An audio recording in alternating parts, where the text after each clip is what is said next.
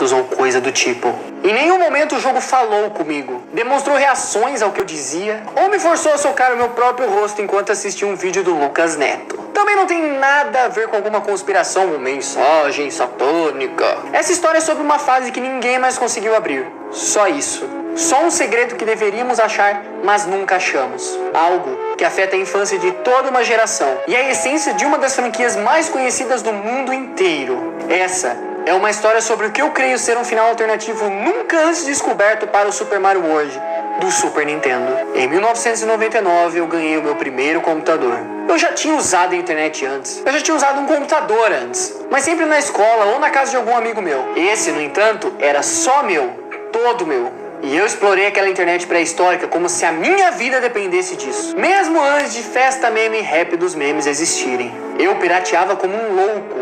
Música, jogos, tudo. Foi nessa época que eu descobri Super Mario World.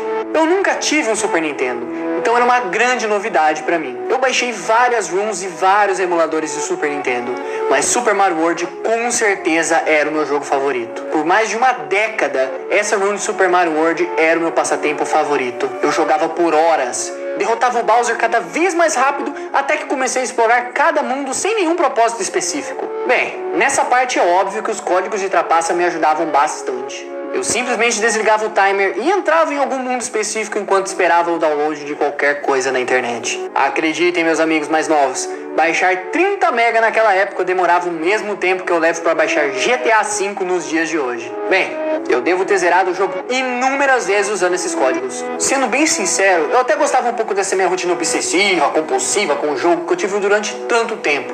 Mas tudo isso mudou o dia que eu vi o Fantasma Cego. Tudo começou na Sunken Ghost Ship, uma das últimas fases do jogo.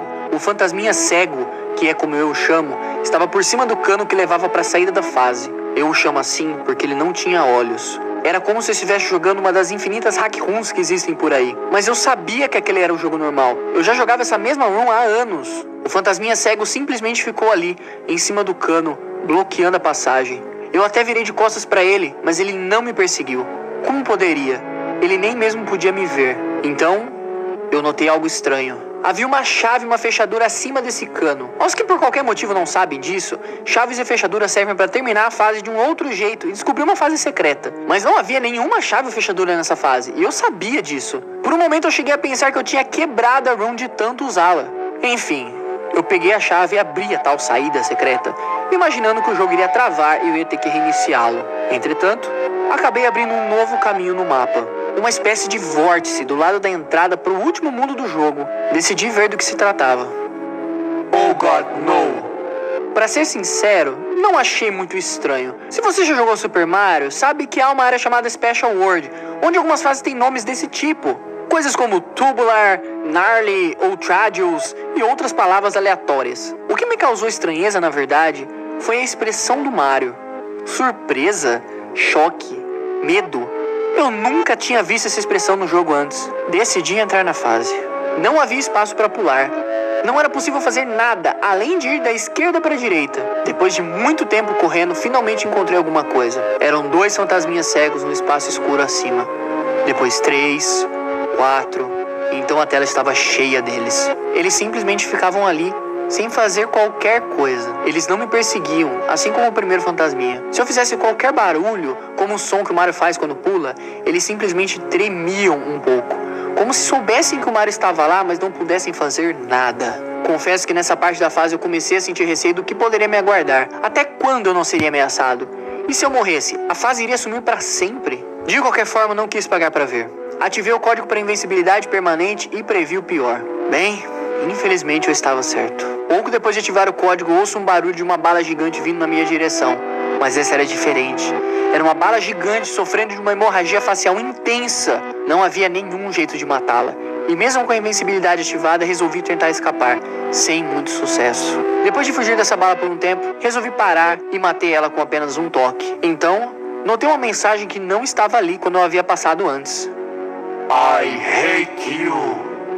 Ok, isso me deixou um pouco assustado, mas ao mesmo tempo era um pouco interessante, porque isso significava que essa fase estava programada para existir. Eu podia notar uma espécie de enredo aqui, Algo nunca antes descoberto. Mas o que tudo isso significava? Quem me odiava? Bowser parecia a resposta mais óbvia. Ou talvez aos fantasmas. Afinal, quando você está num castelo assombrado que você encontrou após sair de um navio naufragado, que também é assombrado, uma mensagem escrita em algo que parece sangue nem é tão assustadora assim. Eu vi essa mensagem de novo ao me aproximar de alguns fantasmas gigantes. Será que eu realmente havia descoberto uma nova maneira de terminar Super Mario World? Seria tudo isso algo deixado por acidente na programação do jogo? Agradeci a Deus que os fantasminhas cegos tivessem sumido agora. Parei de agradecer quando fiquei de costas para os fantasmas gigantes, e isso aconteceu. Eram fantasmas com caras que eu nunca tinha visto antes. Eles sempre pareciam bravos quando perseguiam você. Bravos por você ter invadido suas casas, mas isso era diferente. Eles pareciam dementes. Eu podia ver suas gargantas, o que era bizarro, já que nunca haviam tantos detalhes na boca desses fantasmas. E claro, havia essa mensagem. Why won't you die? Eu não sei! Eu tenho que morrer? Quem está perguntando? Eu deixei que os fantasmães me tocassem, e eles morreram com uma bala que eu havia derrotado antes. Apesar de tentarem assustar o jogador com tudo isso, eu sabia que um código de invencibilidade me deixaria invencível, independentemente do que eles jogassem em mim. Cheguei até um cano. Descendo por ele, cheguei em uma área cheia d'água. Fazia sentido, já que era um castelo submerso ou qualquer coisa do tipo. Depois de encontrar um cogumelo, segui adiante. As primeiras criaturas que eu encontrei foram Tromps. Você sabe que Tromps são criaturas quadradas feitas de pedra que ficam no teto e tentam esmagar você quando passa por elas. Bem, esses caras aí esmagavam o chão sem qualquer razão lógica e de maneira aleatória. Eles simplesmente desciam do teto quando achavam que deviam. E aparentemente, essa estratégia havia dado certo. Mais sangue. Isso é completamente absurdo para um jogo da franquia, já que eu não me lembro de ter visto sangue uma única vez em nenhum outro jogo. Agora eu já tinha visto 3 vezes. A bala gigante, as mensagens e esses Tromps que esmagam suas vítimas para sempre. Aproveitando que eu ainda estava invencível, andei por baixo dessas coisas, me encarregando de que cada uma me tocasse e morresse.